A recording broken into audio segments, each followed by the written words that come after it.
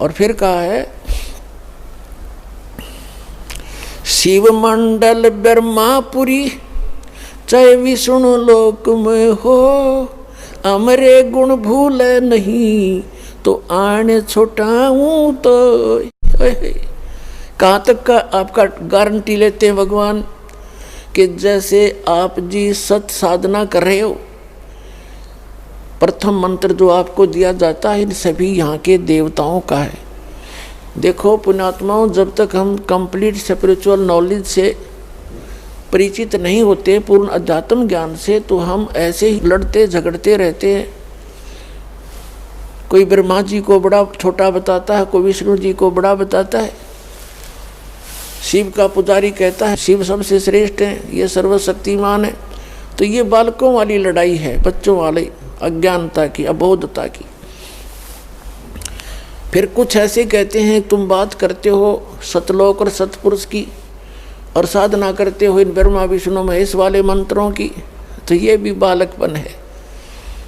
देखो हम चाहे प्रधानमंत्री के हम साथी हैं, मित्र हैं मान लीजिए, और हम रह रहे हैं उस देश में, तो उस प्रधानमंत्री के सभी बच्चे, सभी मंत्री, मुख्यमंत्री और नीचे के जितने प्रशासनिक अधिकारी या कर्मचारी, ये सब उसके ही अंश हैं, उसके अंश हैं, और उनका हमने सत्कार करना है।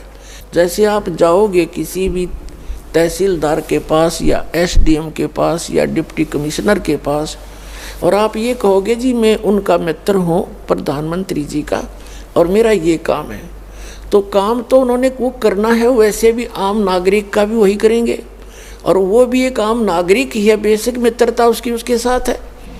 तो उनसे एक अच्छा शिष्टाचार से पेश आना एक अच्छे नागरिक का वैसे ही परम कर्तव्य है।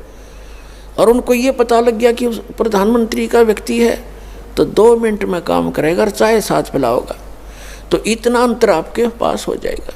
तो काम हमारा इन्होंने ही करना है, ब्रह्मा विष्णु महेश यहाँ के प्रबंधक हैं।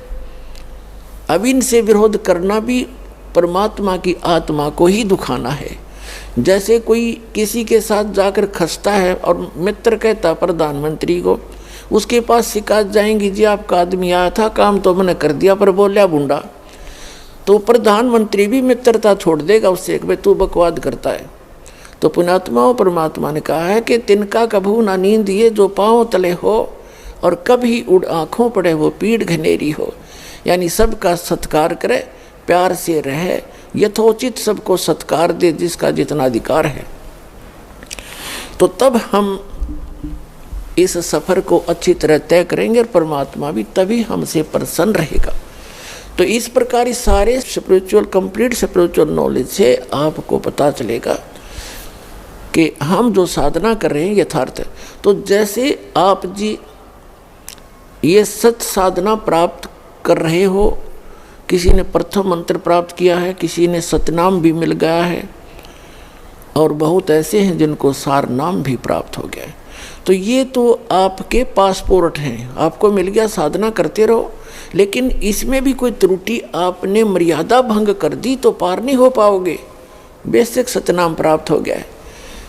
कबीर साहब कहते हैं कि पाकी खेती देखकर गर्भियो मत किसान, अब हूँ झोला बहुत है घर आले तब जाने।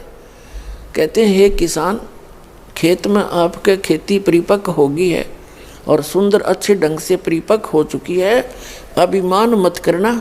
अभी ना जाने आंधी तूफान वर्षा ओले बहुत से झंझट शेष हैं, कब गड़बड़ हो जा तेरे घर पर आले तब खुशी मनाना। तो परमात्मा कहते हैं, नानक साहब जी भी कहते हैं कि ना जाने काल की कर डारे किस विध ढल जा पास आवे, और जिनाते सरते मौत खुड़क दी उन्होंने केड़ा हास आवे। तो यहाँ ना जाने कब और क्या गलती बन जावे, सावधानी बहुत बरतनी पड़ेगी। जैसे माता गर्भ को रखे यत्न बना और ठेस लगे तो छन्न हुए तेरी ऐसे भक्ति जा। जैसे किसी बहन किसी माई को बेटी को गर्भ रहता है तो उसको ही पता है उस लाल को, उस गर्भ रूपी लाल को कैसे सुरक्षित रखना है। वो चलते समय भी बहुत ध्यान करती है कहीं ऊंचे नीचे पर पैर ना टिक जा और झटका लग के मेरा लाल खराब हो जा। बेटा हो चाहे बेटी, गर्भ में जो गर्भ है उसका मूल उद्देश्य उसको सफल बनाना होता है। रात्रि में सोते समय भी, करवट लेते समय भी वो एकदम चमक के उठती है, कहीं बालक पर दाब तो नहीं लग गई, दिक्कत तो नहीं आ जाएगी।